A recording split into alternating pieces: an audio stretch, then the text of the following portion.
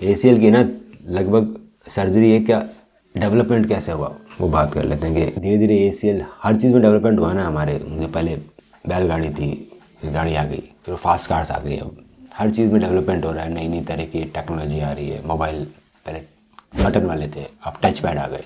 उसी तरह से हमारे ACL सर्जरी में भी बहुत डेवलपमेंट हुआ। जो सबसे पहले जो ACL सर्जरी होती थी वही होती थी कि आपके 2 हैमस्ट्रिंग टेंडन निकाले हमने, एक निकाला, ये 2 निकाला, 2 हैमस्ट्रिंग टेंडन निकाले, 2 हैमस्ट्रिंग टेंडन निकालने के बाद दोनों को डबल किया और उसको 4 गुना कर दिया, तो मुझे 4 फोल्ड का ACL मिल गया।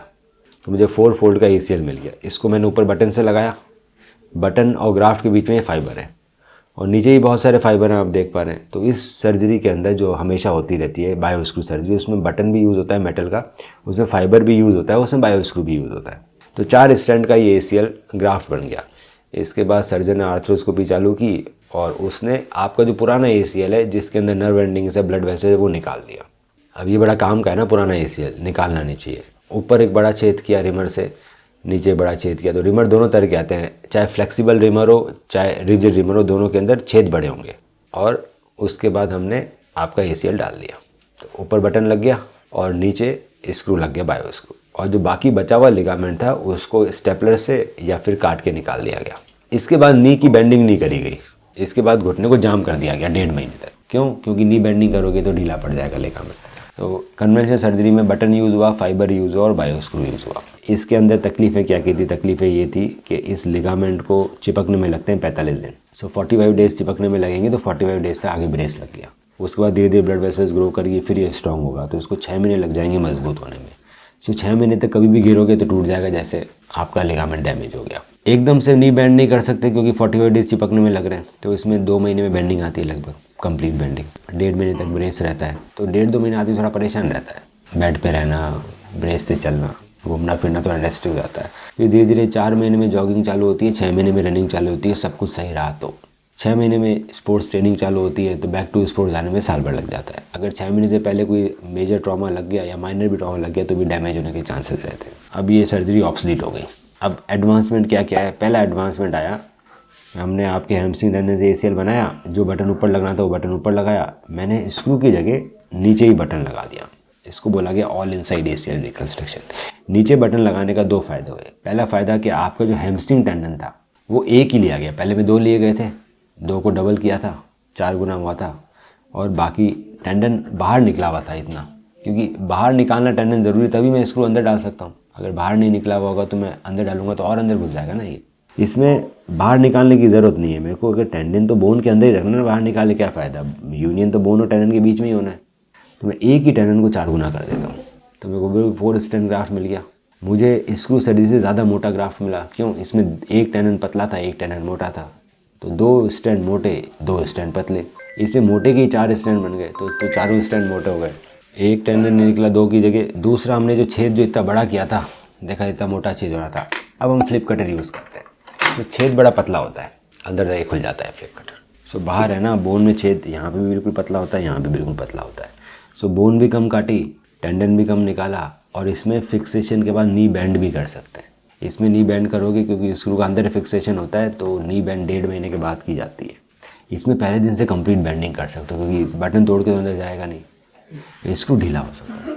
सो बैंडिंग भी पहले आ जाती है, टेंडन भी एक निकला और बोन भी कम कटी, तो पेन बिल्कुल ही नहीं होगा ऑपरेशन के बाद इनसिग्निफिकेंट। पर प्रॉब्लम वही थी कि ये भी 6 महीने तक कमज़ोर रहता। जो ये प्रॉब्लम, इसमें भी गिरोगे तो ये भी टूटेगा 6 महीने तक। तो बाहर ब्रेस की जगह अंदर ही ब्रेस लग गया, इंटरनल ब्रेस। उसको हमने एंकर के थ्रू बोन। अब इंटरनल ब्रेस अगर मैंने अंदर कर दिया, इसका मतलब बाहर ब्रेस पहनने की ज़रूरत नहीं है। सो मैं पहले दिन से बिल्कुल कंफर्टेबल हूँ, चलना फिरना नॉर्मल फर्स्ट डे से।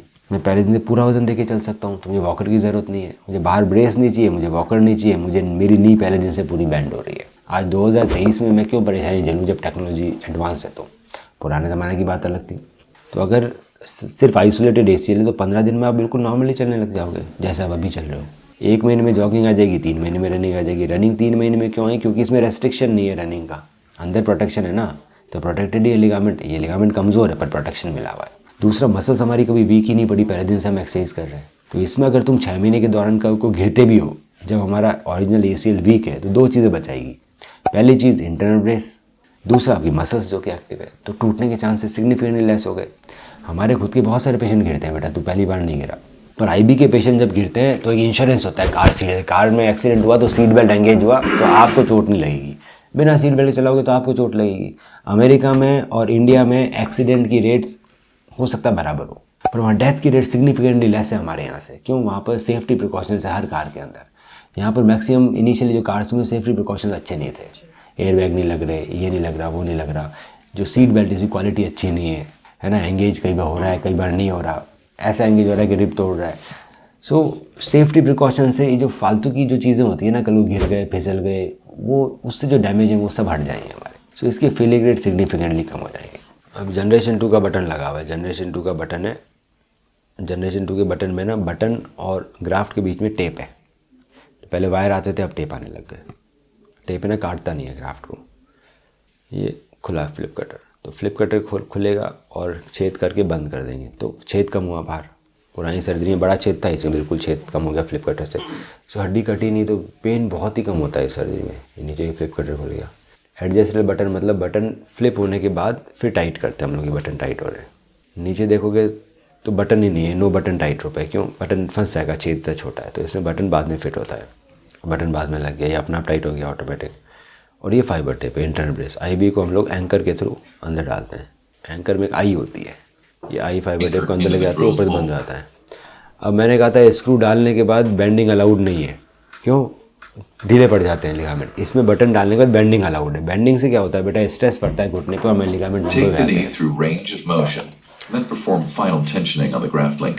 बेंडिंग से लिगामेंट लंबे हो जाते हैं, क्योंकि एडजस्टेबल डिवाइस से मैं ऊपर भी टाइट कर लेता हूँ। तो ये जो लिगामेंट है ये पूरी तरह से खींच चुका है और खींच नहीं सकता, तो इसके ढीले होने के चांसेस नहीं है ना। स्क्रू सर्जरी में ढीले होने के चांसेस बाकी रह जाते हैं जब बेंडिंग अचीव होगी तो। और दूसरे से फाइबर टेप भी लग गया। इसके बाद एक और चीज़ आ गई, उसका नाम है बायो एसीएल। बायो एसीएल में हम लोग क्या करते हैं, बायो एसीएल में 2 चीज़ें की जाती है। पहला, जब मैं फ्लिप कटर से छेद बना रहा हूँ, टनल बना रहा हूँ फीमर और टिबिया के, तो जो बोन निकल रही है ना उसको मैं इकट्ठा कर रहा हूँ। मैं उसका बोन है ना इसमें इकट्ठा कर देता हूँ ग्राफ्टनेट डिवाइस में।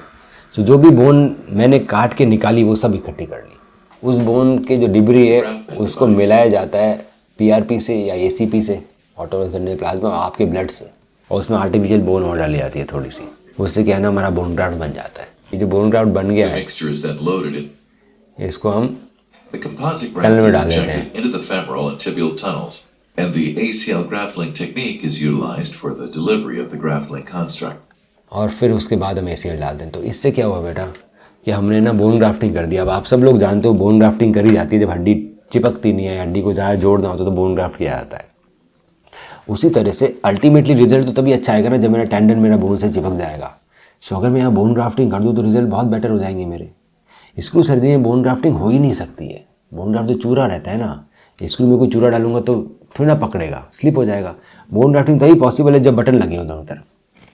तो बोन ग्राफ्टिंग से क्या होता है, मेरे बोन टेंडन जो इंटीग्रेशन है ना बहुत अच्छा होता है, सॉलिड, फेल होने के चांसेस ही नहीं, बिल्कुल ही चिपक जाता है। सो बोन ग्राफ्टिंग ऑप्शन सिर्फ इंटरनल ब्रेस सर्जरी में, स्क्रू सर्जरी में है ही नहीं। दूसरा, जो पुराना ACL जो बचा हुआ है उसको भी रिपेयर कर दिया जाता है, उसको निकाला नहीं जाता। सो ये बायो ACL का मतलब है नी प्रिजर्वेशन, कि नी में से अगर बोन काटी है तो बोन वापस डाल दो। आपका ACL है पुराना वाला, निकालो मत, उसी को रिपेयर कर दो। पूरा रिपेयरेबल तो 100% रिपेयर करो, फिर रिकन्स्ट्रक्शन की ज़रूरत नहीं है। अगर पूरा रिपेयरेबल नहीं है, 30-40% ही रिपेयरेबल है, तो उसको स्लीव की तरह हम नए ACL के ऊपर छोड़ देते हैं रिपेयर के। तो उसमें ब्लड वेसल, नर्व एंडिंग पहले दिन से ही मौजूद रहते हैं, तो उसके फेलियर के चांसेस सिग्निफिकेंटली और कम हो जाते हैं। तो ये सबसे एडवांस है आज की तारीख में। स्टेप 1, आप अपनी MRI रिपोर्ट मुझे व्हाट्सएप करें। स्टेप 2, मैं आपकी MRI रिपोर्ट को डिटेल में स्टडी करके बताऊंगा कि क्या हम आपको बिना सर्जरी के ठीक कर सकते हैं। स्टेप 3, जब आप मुझसे मिलने आएंगे तो मैं आपके नी का डिटेल्ड फिजिकल एग्जामिनेशन करूंगा, आपकी फिल्म्स को डिटेल में देखा जाएगा और उसको देखते हुए आपसे ट्रीटमेंट ऑप्शंस डिस्कस किए जाएंगे। ACL इंटरनल ब्रेस सर्जरी की रिकवरी आप देख सकते हैं हमारे फेसबुक के ACL विनर ग्रुप। आज ही अपनी MRI रिपोर्ट हमें व्हाट्सएप करें। ऑर्थो स्पोर्ट्स इंजरी के साथ भी, इंजरी के बाद भी